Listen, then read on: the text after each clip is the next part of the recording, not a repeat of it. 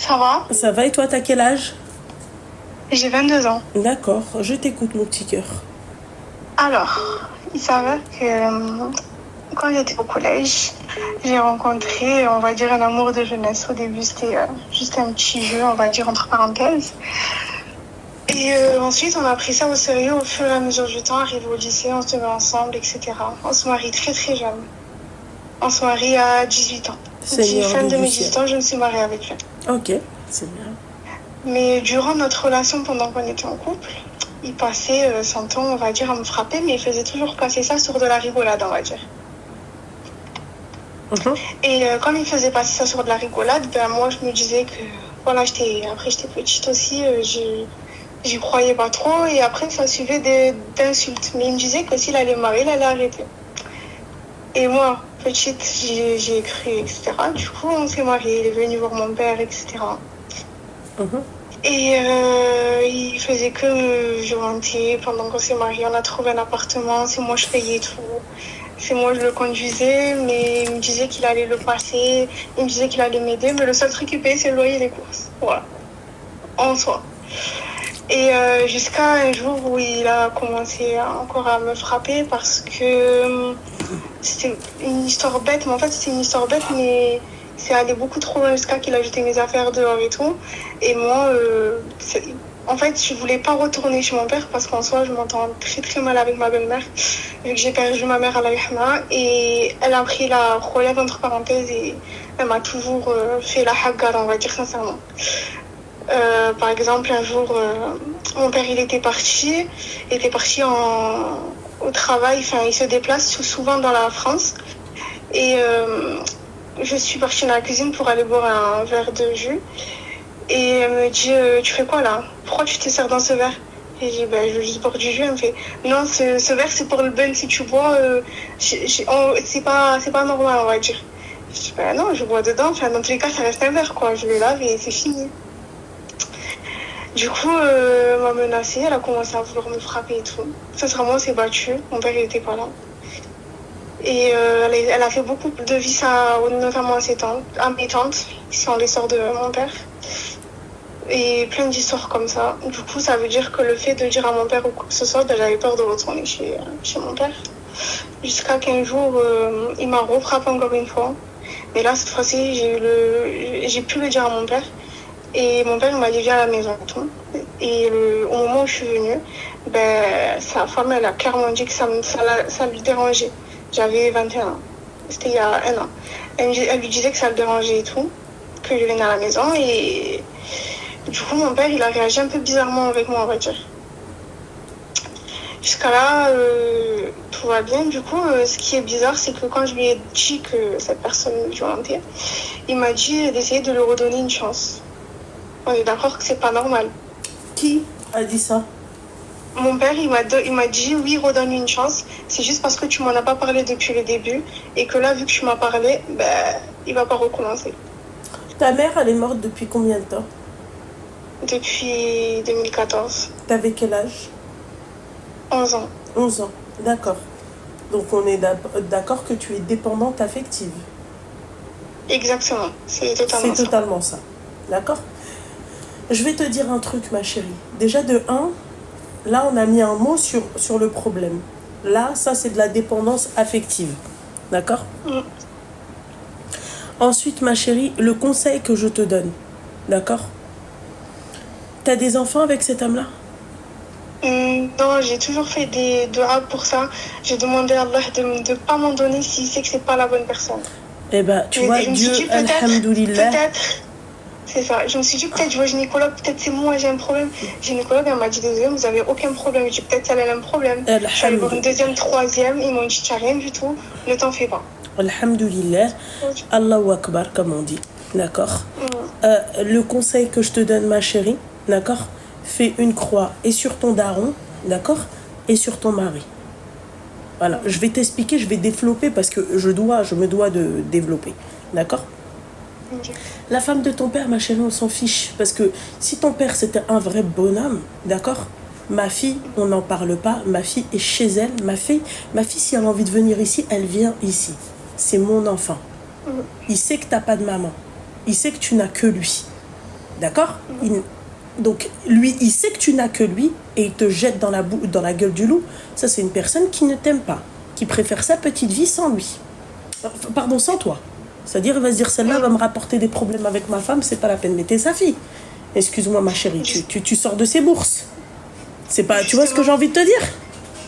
Justement, et grâce à sa sœur, qui est comme une deuxième mère, on va dire pour moi, parce que je lui dis tout, elle a bien recadré, elle lui a dit, mais ça va pas ou quoi? Tu n'as qu'une seule fille, c'est ta seule fille en plus, fille unique. Je suis sa seule fille. Et elle lui a dit ça et tout, et du coup, il a dit oui, c'est vrai, désolé. Non, il n'y a pas de désolé, parce que pour pouvoir sortir une dinguerie comme ça, tu vois, tu peux pas me dire que ouais, t'as pas fait exprès, ou ouais, t'étais pas bien, ou un truc comme ça. Non, ma chérie. Là, c'est pas comme si t'avais dit ouais, ça le qahba. On peut se dire, vas-y, sur le coup de l'énervement, il a dit ça le qahba, machin, vas-y, c'est pas grave, mon père m'a insulté, au menebed. D'accord? Là, on parle pas de ça, ma chérie. Là, on parle quand même d'un homme, ok, qui est parti, qui a dit à sa fille de se remettre avec un mec qui la tabasse. Voilà. Donc, déjà, lui, c'est pas normal.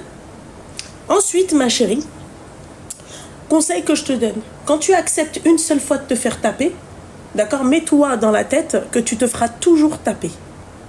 C'est ce que je me suis dit, c'est pour ça que je suis partie. Tu te feras toujours taper, il ne changera jamais avec toi. Il changera avec une autre, mais pas avec toi. Tu sais pourquoi, ma chérie? Parce que toi, tu lui as montré que tu le craignais de un, et que tu te laissais taper. Tu t'as accepté ça.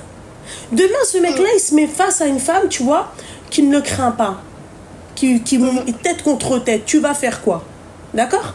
Demain, il se met avec une femme comme ça, wallah, qui va pas la frapper. Wallah, qui va pas la frapper. C'est vrai. Alors, tout simplement, allez, consultation. Quand j'essayais de me défendre, j'ai dit que c'était moi la mauvaise. Bref. Et du coup, c'est pas fini parce qu'ensuite, il y a une suite. Du coup, je suis retournée chez lui, chez mon ex maintenant. Et je me sentais pas bien, on va dire. Je me sentais pas bien. En fait, j'avais un dégoût de jour en jour. Jusqu'à qu'un jour, on m'a conseillé de faire la prière de Tahajjud. Une prière que tu fais entre 4h et 4h30 du matin. Et en fait, j'arrivais plus à prendre l'initiative parce que je me suis dit, imagine, mon père, il va me redire, oui, me redonne une deuxième chance, oui, tu vois ou pas? Du coup, ça veut dire que là, j'ai fait une prière de tahajjud. Je me suis réveillée toute seule dans la nuit.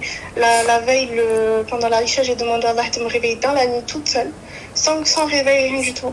4h05, je me réveille, subhanallah. Je me réveille, je fais la prière. Le lendemain, j'ai eu comme je sais pas comment dire, j'ai eu un sentiment inexplicable. Et depuis que mon père il lui avait parlé et tout, il me disait qu'il allait plus me frapper et tout. Non. Ça veut dire que j'ai dit ok.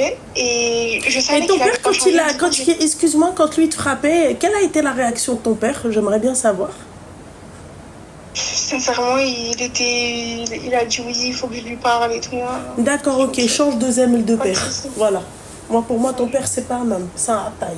Voilà, l'homme est lâche. L'homme est lâche même avec ses propres... ce qui sort de ses yucks. Voilà, moi, je te dis la vérité. Moi, ça, c'est un truc... Ça, c'est un point de non-retour. Ça, c'est un truc où je ne pourrais pas. C'est mort.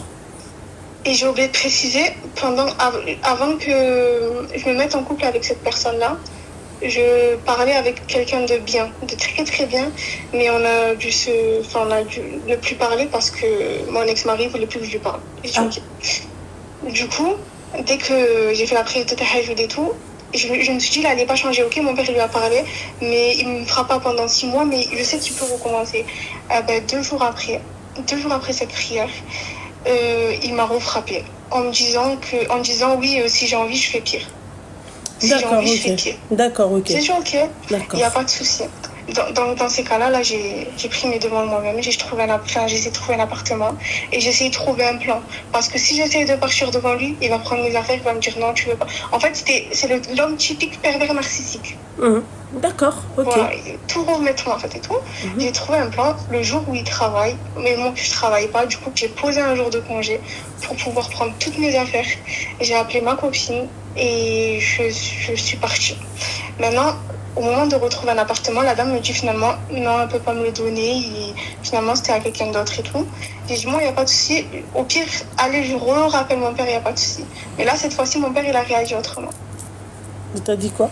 Mon père, il m'a dit, ok, il n'y a pas de souci, je comprends. Maintenant, je m'en fous de la vie de ma femme, si elle est contente ou pas. Tu vas rester à la maison, tiens ta chambre, on a une chambre de libre. Donc, tiens ta chambre, reste ici et fais ce que tu veux ici. Si elle a un problème, elle se cache chez sa mère. Tu vois? Et du coup, il a dit ça et tout. Moi, je reste ici parce que sa femme, elle est au bled en attendant. Mais quand elle revient, j'appréhende vraiment comment ça va se passer. D'accord. Donc, t'es chez ton père, là? Et effectivement. D'accord, ok. Ouais, bah, malheureusement. Mais tout en faisant les choses de mon côté pour trouver un appartement le plus rapidement possible. Voilà. Parce que je... Non, parce qu'on n'oublie pas quand il t'a dit de te remettre avec lui, alors qu'il t'a bassé. C'est ça. Moi, j'oublie pas. Et du coup, la personne avec qui je parlais, comme je t'avais dit à un moment, et que mon ex-mari m'a demandé d'arrêter de lui parler. Exactement. Ma chérie, ton père t'a dit ça parce que ta belle-mère n'est pas là. C'est exactement ça. Et du coup, la personne avec qui je parlais, elle avait tendance à revenir souvent dans ma vie, à toujours faire des comebacks, etc. Jusqu'à qu'un jour, vu que ma meilleure amie, c'est sa cousine, il a appris que j'étais plus avec et il savait les histoires qui me frappaient et tout. Et tout le temps, il m'incitait à le quitter.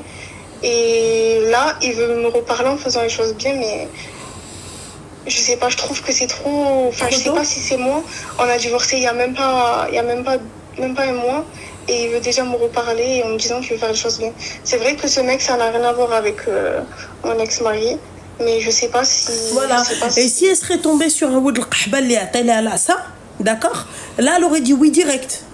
Voilà. Mais quand c'est un mec bien et quand ils veulent vous épouser, faire les choses bien, non, mais ça fait un peu trop tôt parce qu'en fait... non, parce que j'ai une période de 3 mois respectée avant le divorce, tu vois. D'accord, ok. D'accord. Moi, je pensais... Je veux la respecter. D'accord. Et jamais. Dans ces cas-là, voilà. Respecte-la. D'accord? Effectivement. Respecte-la. On sait jamais. Tu peux être enceinte, effectivement. On sait jamais.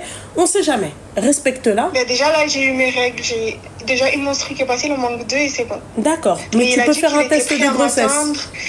J'ai tout fait, prise de sang, il n'y a rien. Et il a dit qu'il était prêt à m'attendre et qu'il reviendrait, il n'y a pas de souci. Et jusqu'à présent, il veut que... Eh ben, t'attends les 3 mois et ensuite, 3 mois après, tu te maries avec lui. Voilà.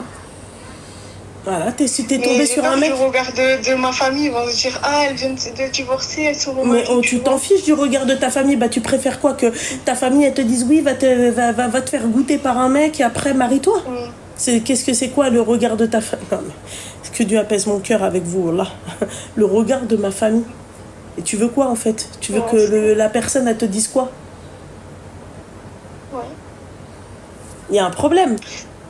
Mais dans tous les cas, je sais que c'est une bonne personne, vraiment, que rien à dire sur cette personne. Et elle prie, déjà, c'est un grand point. Sachant que mon ex-mari me disait qu'il priait alors qu'il priait pas. Dès qu'on habitait ensemble, il me disait oh flemme. Bah voilà. Flemme. Je me suis dit peut-être un voyage à la Mecque, ça changera. Arrivé, je lui ai dit vas-y, mes soeurs, elles nous offrent un voyage. On a qu'un billet à payer sur 2. Il me dit ok, et arrivé là-bas, il voulait pas sortir et tout. Je dis franchement, tu as un sacré problème. Hein. Donc vous êtes partis jusqu'à la Mecque et le mec il priait pas? Il priait que là-bas, arrivé en France, il arrêtait. Oui, c'est vrai, ta famille qui te laisse quand tu te fais bastonner. Ah, ok, Wallah, c'est vrai, sa famille. D'ailleurs, ta famille, elle n'était pas là, tes tantes et tout, elles n'étaient pas là quand tu étais à la rue, non? Oui, elles étaient là, oui, bien sûr. Et elles m'ont dit, viens chez moi et tout, mais c'est juste moi, par exemple, je ne voulais pas. Ah, d'accord. Non, c'est vraiment, c'est moi. D'accord, ok. Et bah, tu sais ce qu'il te reste à faire, ma chérie. Attends les 3 mois et marie-toi avec l'autre. Ok. Voilà, c'est tout. Ok. Merci beaucoup. De rien beaucoup, ma chérie. Force à toi. Allez, merci. Bisous, ma chérie. Bisous. Bisous. Bye. Qu'est-ce que je vous ai dit pour mon mari? Tiens. Allô? Alaykoum salam. Ça va?